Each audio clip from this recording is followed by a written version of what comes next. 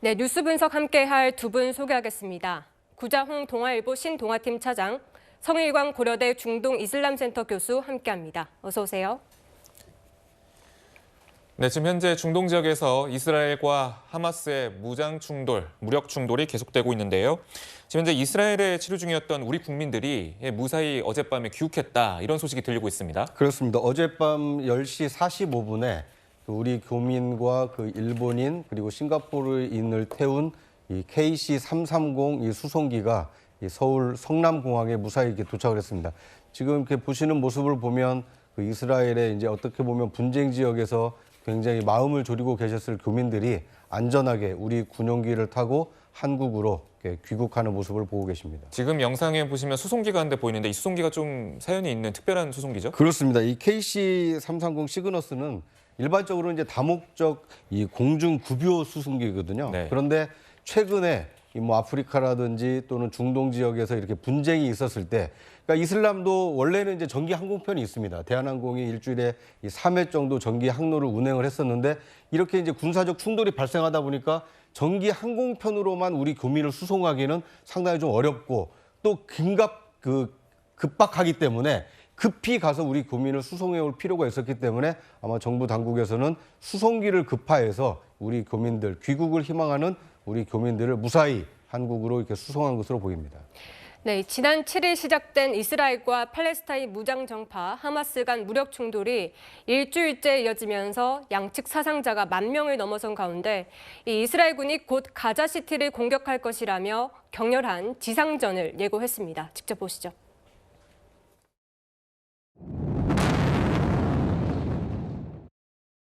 ساكن بأبراج العودة. وين رايح؟ رايح على دير البلد. ليش؟ للقديسين ما شايف العالم كلها طالعة. الله المستعان، ربنا يفرجها على الجميع، ربنا يفرجها. يا الله ينزل غضبه هيك على إسرائيل كلها، دمرنا، كيف صار هجرنا، حرام عليهم، حرام. This is ethnic cleansing. This is crime against humanity. This need to be stopped. This is a time for resolve and not revenge, and for security and not surrender. 네, 지금 화면에 보이시는 가자지구, 바로 이 하마스가 점령한 지구인데요. 이스라엘이 공습을 퍼붓다 지금 이 시가전을 예고하고 있는 상황입니다. 그러면서 지금 피난민들을 향해서는 북쪽에서 남쪽으로 이동해라라고까지 이제 이스라엘이 경고를 한 상황인데, 이 왜 북쪽에 공격을 하려고 하는 건가요? 네, 아무래도 가자지구 북부하고 이스라엘 국경 인근에 하마스 지도부나 하마스 대원들이 주로 주둔을 하고 있었고요. 특히 그 가자시티 지역 지하에 지하 터널을 만들어서 네. 또 터널 서로 연결해서 그 지역에서 아마 이스라엘 군인들이 들어오기를 기다리고 있기 때문에 이스라엘로서는 일단 가자 주민들을 소개하고 이스라엘 지상군이 거기 들어가서 군사작전을 할 것으로 그렇게 예상이 됩니다. 네, 그런데 이스라엘이 한 일주일 정도 전부터 계속 지상전을 예고했는데 바로 들어가지는 못하는 모습이거든요. 어떤 점을 가장 우려하고 있는 겁니까? 그것은 이제 군사 전략상 예를 들어서 저 지역에 날씨가 안 좋으면 드론을 띄워서 가자지구 정보를 얻어야 되는데요. 날씨가 안 좋으면 그 정보를 얻기 어렵거나, 네. 그다음에 이스라엘 군인들이 아직 그 시가전에 준비가 덜 됐거나 여러 가지 이제 상황들을 봐야 되는 것이고, 특히 이제 가자 주민들이 대피를 많이 하지 않으면 민간 피해가 많이 나기 때문에 계속 이제 기다리고 있는 것이죠. 네. 네, 그렇군요. 그 시가전의 경우는 민간인이 만약 있을 경우에는 이스라엘군이 지상군을 투입하더라도 민간인인지 군인인지를 구분하는데 굉장히 시간이 많이 걸릴 수밖에 없습니다. 네. 그래서 민간인들이 충분히 빠져나갈 시간을 확보하고 남아있는 사람은 민간인이 아니라 하마스 또는 하마스 조력자로 추인하겠다. 그래서 무조건 사살할 테니 남아있지 마라. 이제 이렇게 지금 경고를 하고 있는 것이거든요. 네. 그러니까 효과적인 시가전을 위해서 민간인을 지금 소개하고 있다. 민간인을 비우고 앞으로는 탱크를 앞세워서 닥치는 대로 이제 사살하면서 하마스 그 지도부를 뭐 처형에 나서겠다. 이제 이런 의도를 이스라엘군이 가지고 있기 때문에 24시간에서 지금 6시간을 연장을 했지만, 그럼에도 불구하고 피란을 떠나야 되는 그 팔레스타인 이 주민 수가 110만 명이나 되기 때문에 지금 국제사회에서는 그 짧은 시간에, 그리고 페이스북을 통해서 이 피란을 지금 요청을 얘기한 상태이기 때문에 지금 인터넷이 끊기고 전기가 끊겼는데 어떻게 페이스북을 보고 이 피난하는 것이냐. 그래서 지금 이스라엘 이 군 당국도 그 지금 뭐 삐라를 지금 공중에서 살포한다든지 네. 다양한 방법으로 이 팔레스타인 주민들의 어떤 소개를 지금 독려하고 있는 상황이다. 이렇게 이해하면 좋을 것 같습니다. 네, 교수님 그런데 뭐 말씀을 듣고 보니까 남쪽으로 이동하라는 명령만 있었지 정작 탈출할 수 있는 출구가 좀 막혔다 이런 얘기가 나오고 있습니다. 네, 탈출할 수 있는 출구가 있으면 좋겠는데요. 이집트 정부가 지금 탈출할 수 있는 출구를 열어주지 않고 있습니다. 네. 그렇기 때문에 지금 외부로 즉 가자지구를 탈출할 수 있는 길은 없고요.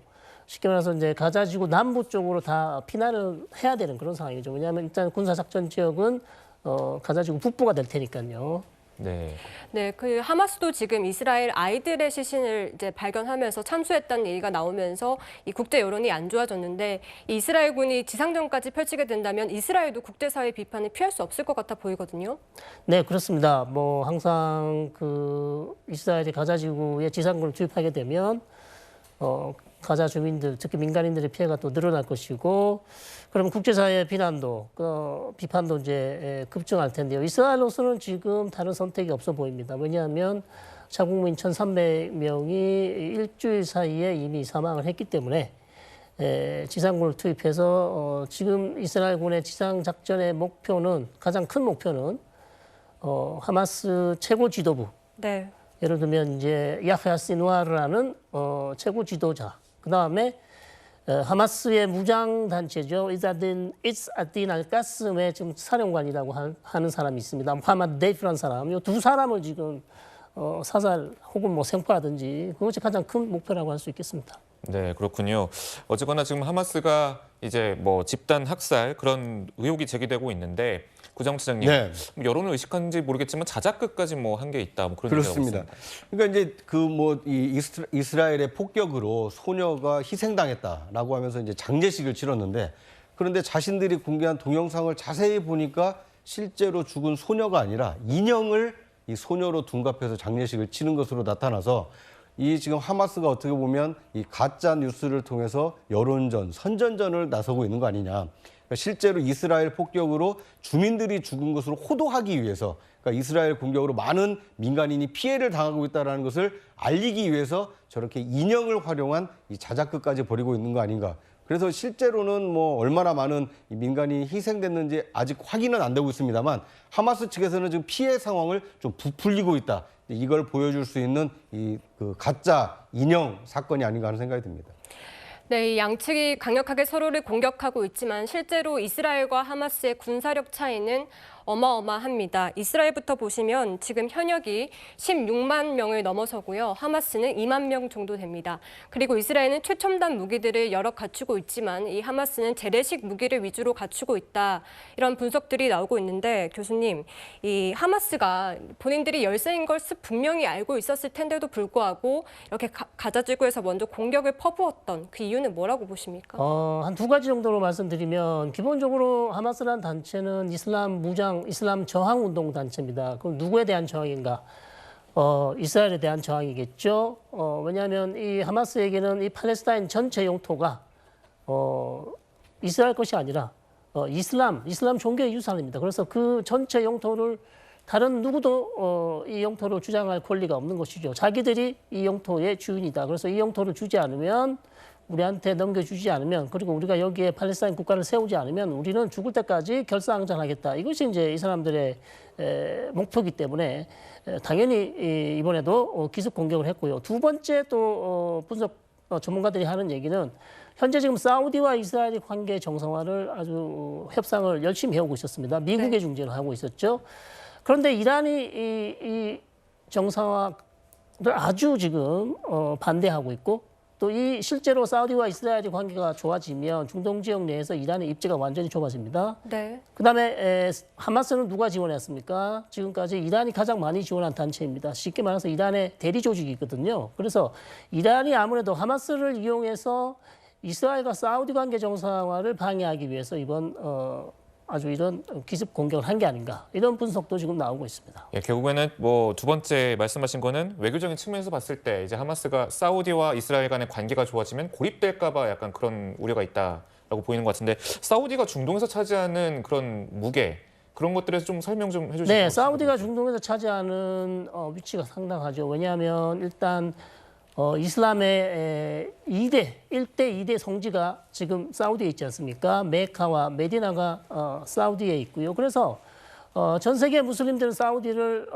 이슬람 세계의 어떤 지도자 그런 모습으로 바라보고 있고 아랍권도 사우디를 상당히 높게 바라보고 있다. 왜냐하면 사우디가 많은 오일머니로 주요 아랍 국가들을 많이 경제적으로 지원을 해왔기 때문에 이런 것들 때문에 이스라엘이 사우디하고 관계 정상화를 하면 다른 아랍 국가들이 사우디를 따라서 이스라엘과 관계 정상화할 가능성이 상당히 높습니다. 이것이 바로 이란이 가장 싫어하는 시나리오거든요. 그래서 방해를 하려고 하는 겁니다.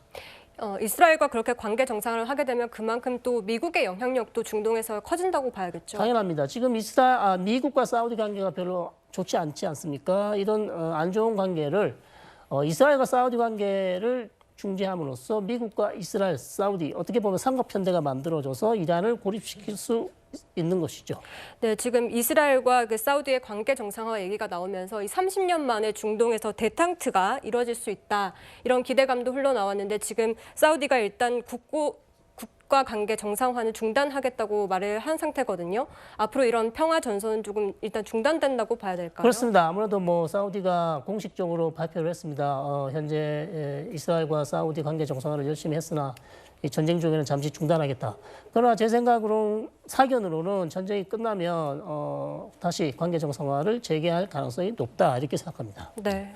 그러니까 이제 군사력만 보면은 이스라엘과 하마스는 게임이 안 되죠. 이스라엘이 압도적으로 우세합니다만 지금 하마스가 이 통치하고 있는 지역은 이스라엘 남부 가자지구 일부 아닙니까? 네. 근데 만약 이스라엘군이 지상군을 투입을 해서 가자지구로 침입을 하게 되면 이스라엘 북부에 있는 레바논 남쪽에 주둔하고 있는 헤즈볼라라는 또 다른 이 무장단체가 이스라엘을 공격할 가능성이 있고 또 배후에 있는 지금 이란도 이스라엘이 만약 지상군을 투입하게 되면 좌시하지 않겠다 경고하고 있지 않습니까? 네. 그러니까 이게 단순히 이스라엘과 하마스의 어떤 무력 분쟁이 아니라 헤즈볼라와 그 배후에 있는 이란까지 이 중동 지역 분쟁으로 격화될 가능성이 있기 때문에 이스라엘의 어떤 지상군 투입 여부 그리고 투입했을 때 이후에 전개될 상황까지 좀 면밀히 지켜봐야 되지 않을까 하는 생각이 듭니다. 네, 지금 현재 지상전이 초읽기에 도입을 하면서 중동 국가 간의 긴장이 좀 최고조로 달아올랐는데 이란도 지금 현재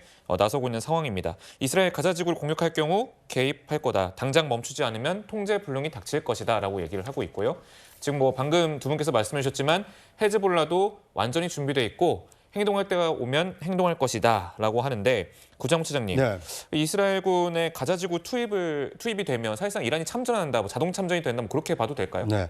그러니까 이제 자동 참전을 하게 되면 이건 진짜 좀 굉장히 커집니다. 그러니까 단순히 그 이스라엘과 어떤 팔레스타인의 이 지역으로 한정되는 것이 아니라 중동 전체로 확전될 가능성이 있기 때문에 그런 확전을 막기 위해서 지금 미국이 항모 전단을 2개나 지금 급파하면서 이란의 어떤 개입을 지금 막고 있는 것이거든요. 그러니까 앞으로 이스라엘이 지상군을 투입을 할지, 투입을 한다면 어느 규모로 투입을 하느냐, 어디까지 진격을 할지 이것도 좀 주목해서 볼 필요가 있고요. 투입을 했다가 아까 말씀하신 대로 그 군사령관 몇 사람을 처형한 이후에 급격히 빠져나온다라면 또 이제 조기에 어떤 그 외교적인 어떤 대화를 통한 수습 국면으로 갈 수 있기 때문에 이것은 지금 휘발성이 큰 사안임에는 분명합니다만 앞으로 이스라엘 지상군 투입 이후에 사태 전개에 따라서 확전될 수도 있고 조기에 수습될 가능성도 있고 상당히 좀 이 분기점에 와 있는 상황이다 이렇게 볼 수 있을 것 같습니다.